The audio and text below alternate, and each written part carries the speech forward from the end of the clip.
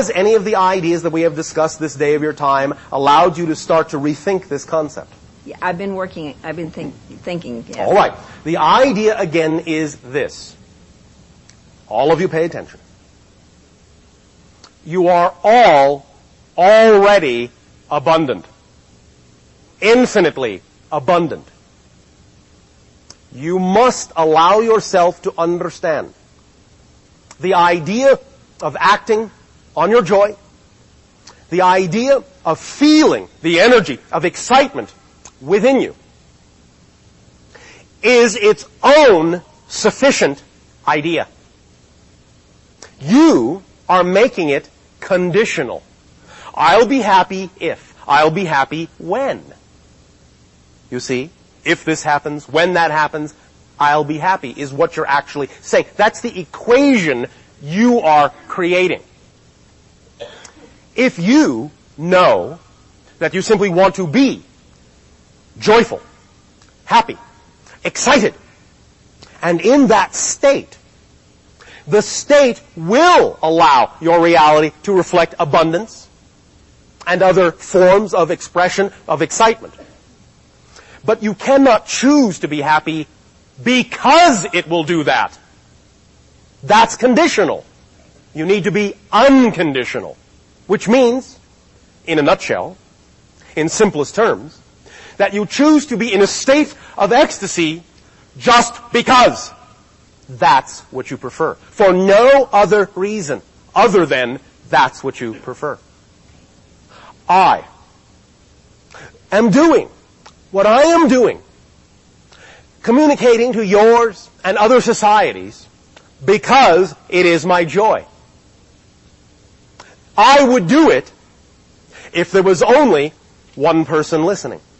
I would do it if no one was listening. I do not make my joy and my expression of my joy conditional.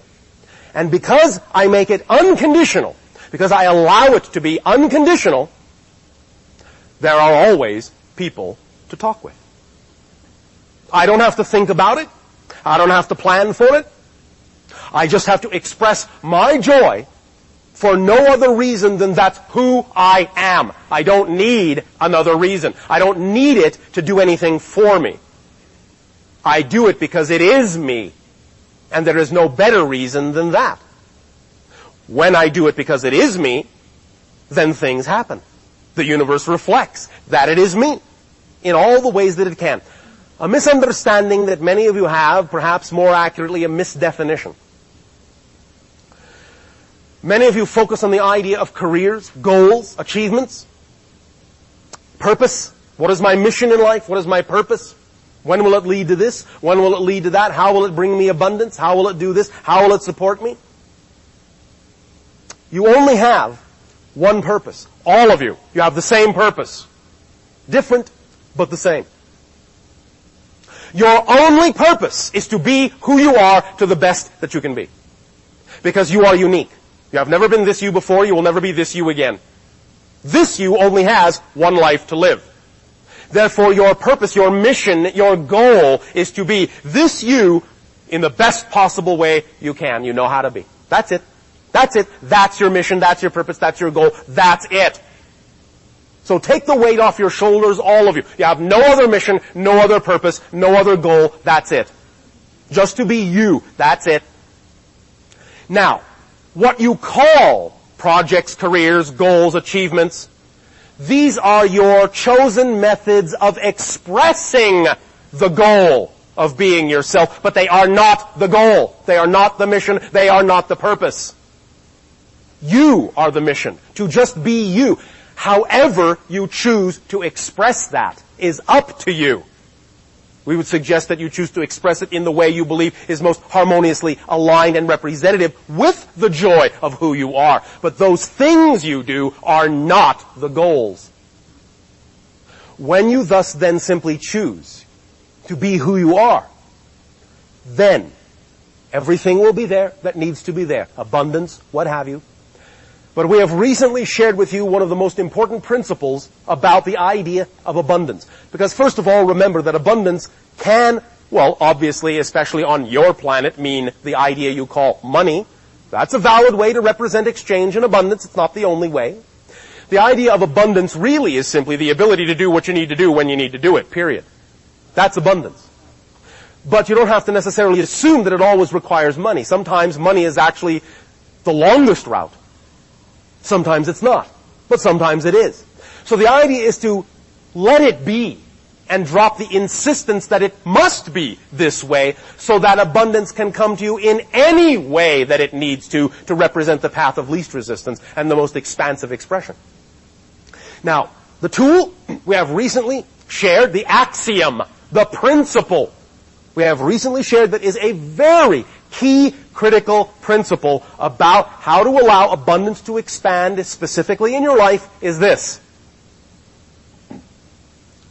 When you can learn to do more with less,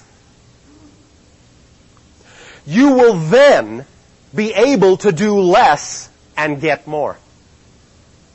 One more time, pay attention. This is absolutely critical. When you understand this, you will really understand manifestation regarding the idea of abundance. I'll say it one more time. Write it down if you want to. It is an absolutely key functional principle. When you learn that you can do more with less, you will then be able to do less and get more. As an example that we gave, if there is a person that fancies themselves an artist, you know, yes, you can be an artist with fancy paints, fancy pens and pencils and computers, yes. But if all you have is a burnt stick, a charcoal stick, burnt in the fire and scratched on a cave wall, you are no less an artist. If you judge that the burnt stick somehow doesn't allow you to be an artist, as much of an artist as the person with all the high technology, that is where you get yourselves into trouble and where you short-circuit your ability to attract abundance. When you can do as much as you possibly can imagine you can do with what you have, when you can do more with less, if you just have the burnt stick and you create beautiful images with the burnt stick, do as much as you can with the burnt stick, create beautiful sculptures with the burnt stick, then that act will radiate out and will attract to you other individuals, other circumstances who will then begin to interact with that level of energy, that level of conviction you put out, and that will bring you more opportunity to get more by doing less. And don't you observe in general that the most quote-unquote accomplished artists among you can actually just squiggle a few lines and it's considered a masterpiece worth millions? Don't you notice that in the evolution of many of your most powerful artists? They begin simple, they go through complexity, but usually they come back to simplicity when they are advanced. They have learned that by doing as much as they could with what little they had to begin with, they now have to do very little to get quite a lot. That's the principle. Apply it in every field and every endeavor. There is always a counterpart in every field you can think of. You understand? I'm understanding. Does this help you then? Yes, it does. Thank you. Thank you a lot. You are welcome a lot.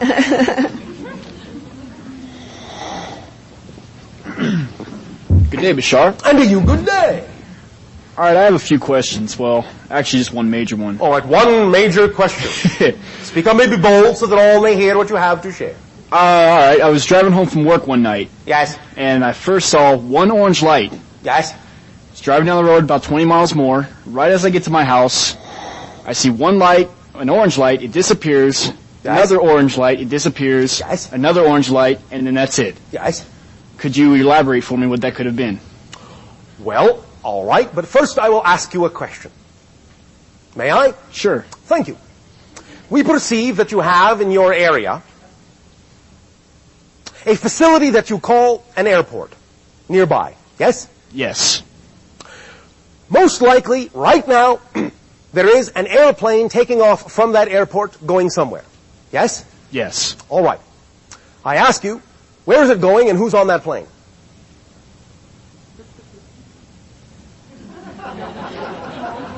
Well, where's it going and who's on that plane? Can you tell me? No. Why not? I don't think I understand the question. Oh, yes, you do. It's very simple. I am asking you, who are the individuals, what are their names that are on that airplane, and what city is that airplane going to? Do you know? No. Why not? Your response is, well, because, Bashar, I don't keep track of all the comings and goings of all the airplanes and all the people in my area. So I don't know.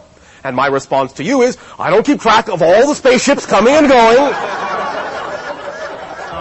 And so I don't always know who's doing what and where they're doing it. I guess that makes sense. Do you understand?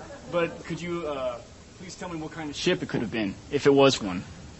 You will find that what you perceived as we scan your energy and pick up the clues from there is that you were seeing an interdimensional shift of a type of craft that was not fully in your physical reality.